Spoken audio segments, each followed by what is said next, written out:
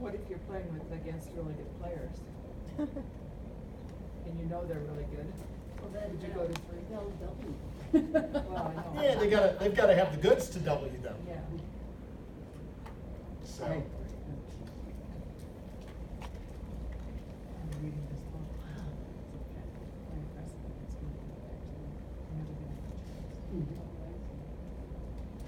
able to Right, okay to erase this stuff?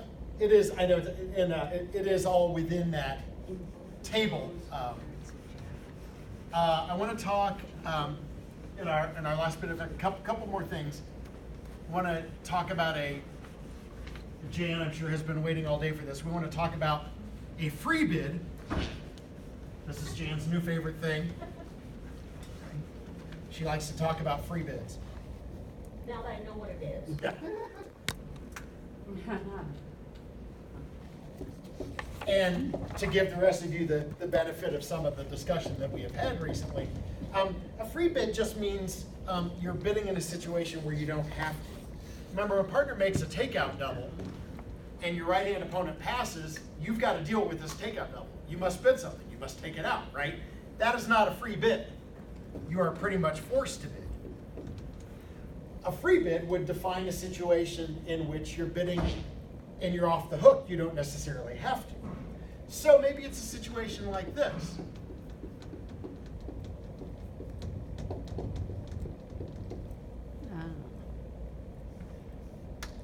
So your left-hand opponent opens a diamond, partner makes the takeout double. Your right-hand opponent bids a heart. Now you've got this 6-point hand. You've got a singleton heart, singleton in your right-hand opponent's suit. That's probably worth something. You do have a known 8-card or better spade fit, right? Because partner made a takeout double of a diamond. So we know partner has at least 3-card spade support over there. It may have 4 spades. On the other hand, you only have 6 points.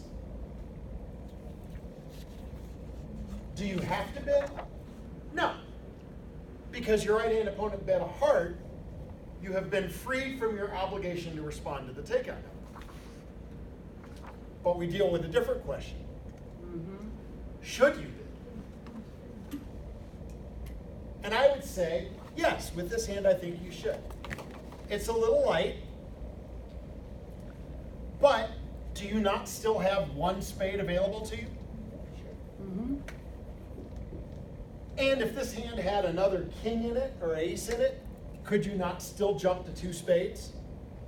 The same thing you would have done had right-hand opponent not bid the heart? You still have all of your bids available to you. That 1 heart bid on your right took nothing away. You could still bid any number of spades that you want. The opponents have taken nothing away from you. So my feeling is that 1 spade should show a hand like this. I think the most important element of this hand is the 5th spade. Your 1 spade bid here is a free bid. You have bid in a situation where you were not required to bid. And I think you should. And I don't think that partners should take you for a much better hand than what you have. I want to compete, right? But it's because of distribution. It's distribution, but I think more than that. Part of it is the singleton heart, but I think the most important part of this is your king, queen, 10, 5th of spades. Your guaranteed 8-card and possible 9-card spade fit. And this looks like one of those hands where everybody at the table is going to bid, where the high card, if we take partners takeout double with our 6 points, left-hand opponents opening with right-hand opponents at least presumably 6 points to have responded, it looks to me like the deck is pretty evenly divided. How do we feel about this hand? We feel probably nobody has a game, and this is going to be a part score battle. And if we're going to have a part score battle, and I have the boss suit, I want to get it into the auction. Plus, if partners should end up on lead, we don't know who's going to declare the hand and who's going to end up on lead. If partners should end up on lead, I would like a spade lead when I have king, queen, 10. So why wouldn't you go to 2 spades right away? Because I think that would show a slightly better hand, right? With distribution, you've got, what, 8 points? It wouldn't be totally unreasonable, but I feel like 1 spade is a better description. I think probably the most important thing about one spade is I feel like it shows 5 spades.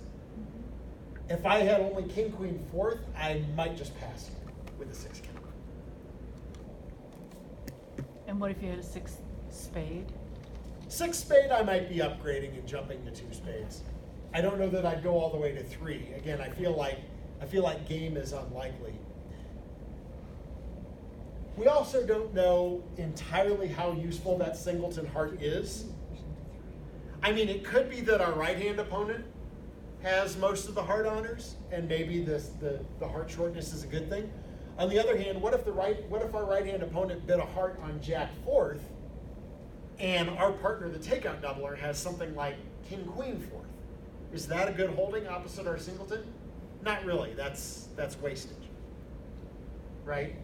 I mean, as far as our heart shortness is concerned, in an ideal world, partner would either have the ace or have very little wasted in hearts. And cards like the king of hearts and the queen of hearts tend to not be as useful opposite our shortness, because we figure, well, we get rough hearts if we need to deal with heart losers, right? So, but I do want to get involved in the auction. So yeah, so that is a free bid, and if we make the hand a little weaker,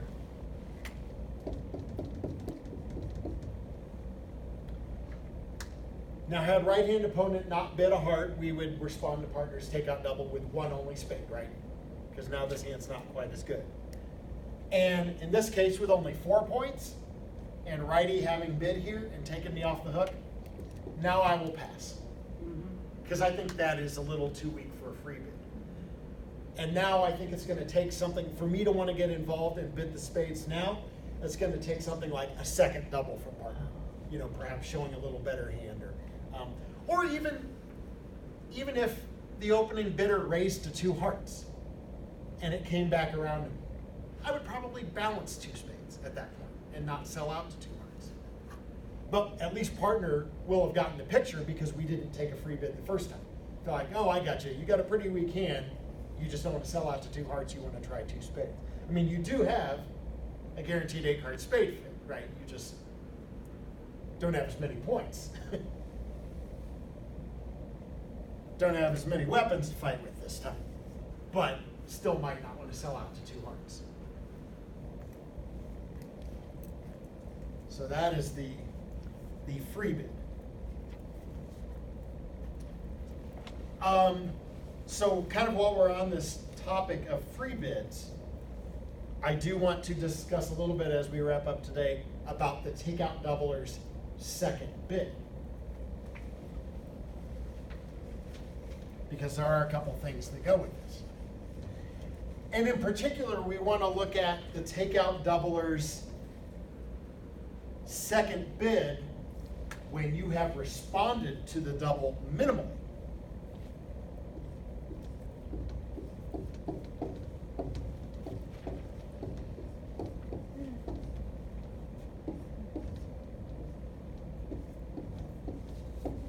So let's take an auction like this.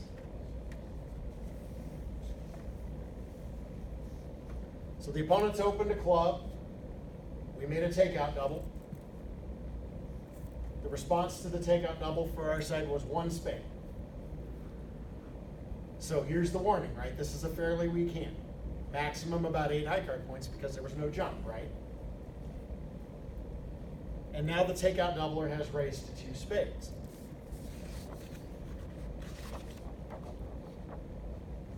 What kind of hand do we expect the takeout doubler to have here? It's on your chart somewhere. A good 15 to 18 This is like points. 0 to 7 over here, right? This is 0 to, Yeah. 0 to 7 or 8. Never mind. Yes, what I want to know is what does the takeout doubler's hand look like? It's And good, and we're mainly looking at strength here, like high cards. 15 to 18. Okay. All right, this should be probably at the minimum 15. On the upper end, yeah, maybe 18. Most of the time, probably good 15 to 17, you know, something that would be in the no trump strength range. Why does this, and this is a free bid. Specifically, it is a free raise, right? Oh. You didn't have to bid 2 spades. Your partner bid 1 only spade in response to your double. Your partner said, hey, I don't have much. And you raised anyhow. Should you be doing that with a 12-point takeout double? No. You pass. And then if you want, if the opponents don't sell out to 1 spade, then you can compete to 2 spades later if you want. But you pass, because where are you going? If you made a takeout double with 12 and partner has max 8, where are you going? You don't have a game, right? So you express that with a pass. So if you freely raise to 2 spades here, you're showing a better hand. You're saying, hey, there's a possibility of game. Now, you need partner to be toward the upper end of that 1 spade, right? I mean, if you're 15 to 17, you're pretty much telling partner, you're saying, you're raised to 2 spades, not forcing by any means. But you're saying, hey, if you're at the upper end, if you've got a decent 7 or 8, we probably should play 4 spades because my hand is better than a minimum takeout double. But it is not forcing. We could also have this, by the way. You could jump. Not forcing, but very close to it. So if you were to jump, if you were to double and then jump raise partner's suit, again, remember, partner has shown nothing, partner can have 0. If you jump raise partner's suit, I think what you're saying is, partner, if you have a trick, we need to be in 4 spades. If I see this auction, the jump to 3 spades, if I'm sitting over here, if I have any ace or king, I'm bidding again. Because your partner is basically saying, hey, I've got something that looks like a 2 club opener over here, very close to it. I need so little from you to make a game. And again, you can pass if you are totally broke over there, but. So yeah, so we can have our jump, we can have our free raise, and we can have our jump raise to show better hands. Now, there is one piece to this that is a little different. And this may be the hard part of this to remember. All right, let's say the opening bidder isn't just passing. Say the opening bidder rebids their clubs. Okay, this is a realistic scenario. And you make a free bid now of 2 spades. What is this? Minimum, you just didn't want to sell out for 2 clubs. All right, so this is an exception. This is strictly competitive. All you are promising is 4 spades, because that's all your partners promised, right? Mm-hmm. So you shouldn't make the free bid here with only 3. If your takeout double only had 3 spades and it's minimal, you should pass because partner gets another chance to bid. And that's how you say, you know, because you're not competing to 2 spades, you're saying, hey partner, I didn't have 4 cards in this major, so I'm going to leave the next decision to you. And then if your partner has a 5th spade and they want to compete to 2 spades, they can. So this free bid here, and remember, this kicks in only when that opening bidder makes another bid. This is just competitive. You're no longer showing 15 to 17. So that's the part that's a little bit tricky. What do you do if you have the better hand? Now you may have to jump to show that hand, which is not ideal, but we need to be able to make a distinction. Again, you can't do everything that you want to do. And your strongest action of all, by the way, here would be to cube. So if you have a huge hand for spades, you could theoretically bid 3 clubs. That would be maybe the hand that jump raised before.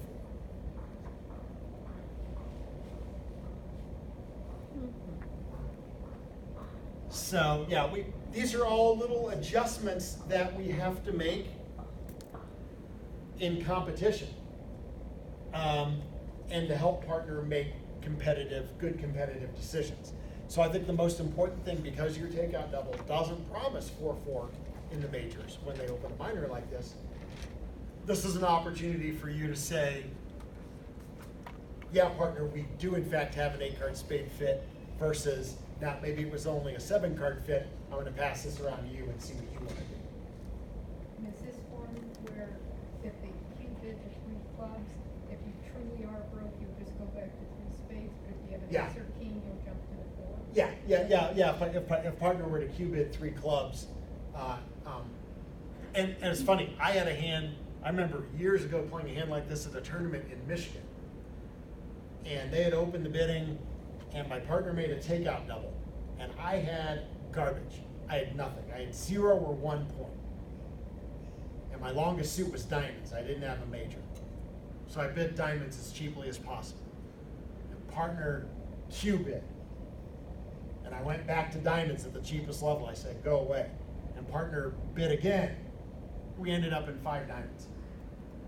Turns out I caught partner with a 2 club opener, and he had ace, king, queen, jack, 5th of diamonds. So we were in a good spot. We did in fact have a diamond game. But he got a couple rounds of bidding to torment me before getting us to game. You know, showing the massive hand that he had along the way, but I was broke. We weren't going anywhere. So, you know, we did well to get to 5 diamonds. So, you know, we can do that. Remember, you know, you can always, if you want to keep forcing, if you really want to push, that Q-bid is an opportunity for you. Remember also, something that we didn't talk about today, although this came up very recently, I think it came up for us.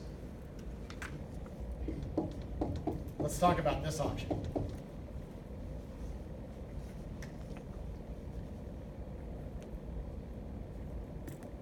So I made a takeout double, you bid a spade, and now I corrected to a no trump. What do I, the takeout doubler, have? You were too strong to open a 1 no trump. Too strong to overcall 1 no. This shows, and this, by the way, this is what throws the people who make that mistake of making the minimum off-shape takeout double, this is where they get into trouble.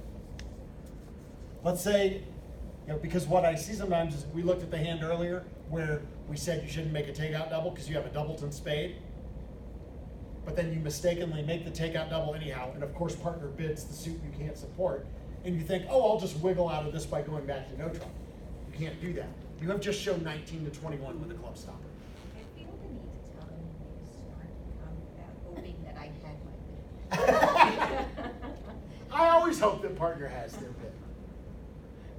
I hope partner has bid when I play with Bonnie, and she's got 6,000 points. I'm always in doubt. I worry about all my partners having their bids. I worry about me having my bid. So yeah, so that is your big balance into, and the idea is, if you had a club stopper in 15 to 18, you should have overcalled 1 no the first time, not double.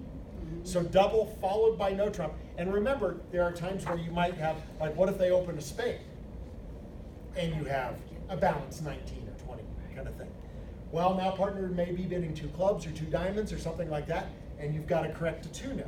So sometimes you have to go to the 2 level. Not ideal, but that's what you have to do to show your If you big have balance. a balanced hand and 18 points, and you're in first or second, you're not overcalled. Can you just cheat and bid no trump? Because it's supposed to be 15 to 17. Yeah, I mean, I'm not one to underbid my hand. About the only balanced 18 that I would downgrade, if I had 4 triple 3 and like no spot cards, no 10s, no 9s, Okay. you might downgrade that and open only 1 no. But you wouldn't use this with the 18. No, but remember, you're talking about opening. You're talking about a no trump opening, rather than an overcall. And we usually stretch out that no trump range by a point on the overcall, Right. because it just works out after the opponents have opened the bidding. It just works out better for us if we can expand that range a bit, Right. since we're maybe a little less likely to go to game. So. If you don't mind hanging on for a moment, I have one last concept that you probably have never heard. But in case you have not encountered this, I'd like to throw at your direction, something to think about, something to talk about with your partners.